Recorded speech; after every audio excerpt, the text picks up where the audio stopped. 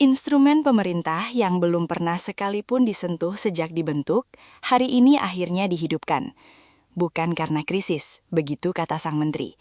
Namun, yield surat utang negara sudah melesat dari 5,9% ke 6,32%, dan rupiah masih bertengger di Rp17.387 per dolar.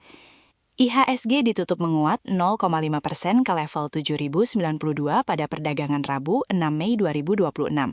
Bursa Asia kompak menghijau seiring meredanya ketegangan antara Amerika Serikat dan Iran, yang mendorong koreksi harga minyak dan kembali mengalirnya selera risiko.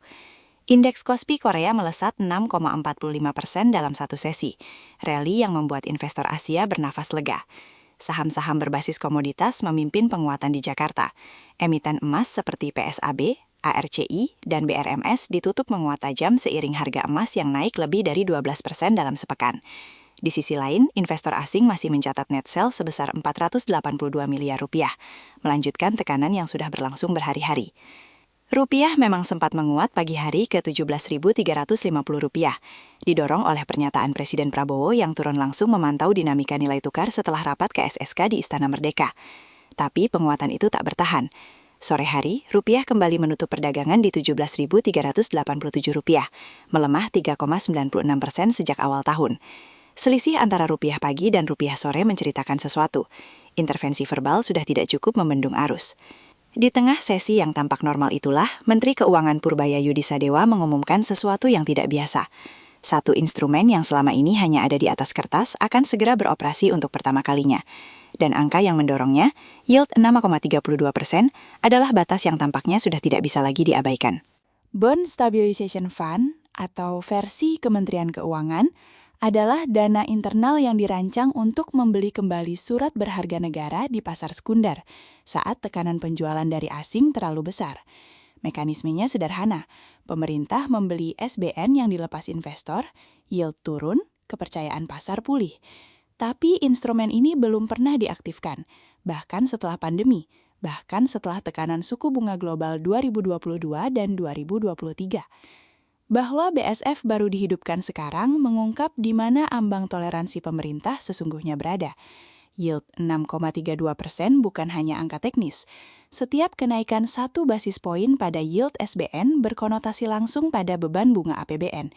Dengan stok utang pemerintah yang besar, selisih antara 5,9% dan 6,32%, yakni 42 basis poin, berarti tambahan beban bunga yang signifikan sepanjang tahun.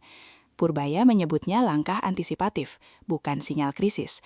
Tapi perbedaan antara antisipatif dan reaktif tipis sekali ketika instrumennya baru pertama kali dinyalakan. Disinilah yang menjadi perhatian bagi pemegang saham bank. Ekonom Core Indonesia mencatat bahwa pelemahan rupiah memukul perbankan lewat 3 jalur.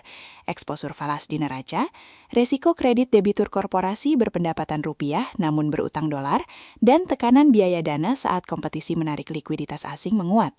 Bila yield SBN tetap tinggi, bank harus menawarkan bunga deposito lebih kompetitif, yang menekan net interest margin.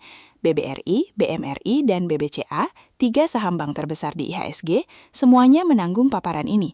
Saham bank memang tertinggal hari ini saat IHSG naik, dan itu bukan kebetulan. Tapi ada lapisan lain yang memperumit gambaran ini.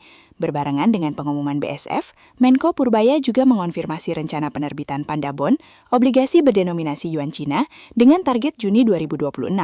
Ini bukan langkah kecil. Diversifikasi sumber pembiayaan ke Yuan berarti Indonesia mulai mengurangi ketergantungan pada pasar obligasi dolar.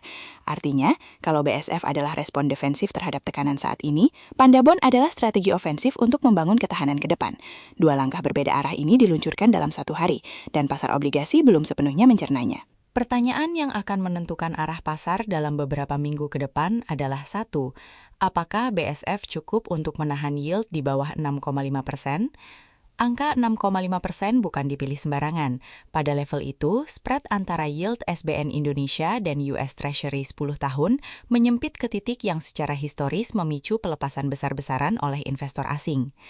Pada episode 2018 dan 2022, pelebaran yield global bersamaan dengan pelemahan rupiah mendorong asing keluar dari pasar SBN Indonesia dalam gelombang, dan saham bank ikut tertekan 10 hingga 15% dalam waktu 2 hingga 3 bulan. Skenario pertama, BSF berhasil menstabilkan yield di kisaran 6,1 hingga 6,3%. Panda Bond terrealisasi Juni dan mendatangkan permintaan baru dari investor yuan yang memiliki selera berbeda dari investor dolar. Dalam skenario ini, tekanan pada perbankan meredah dan saham BBRI serta BMRI memiliki ruang untuk rebound mengikuti IHSG yang sudah naik 5 sesi dalam 2 minggu terakhir.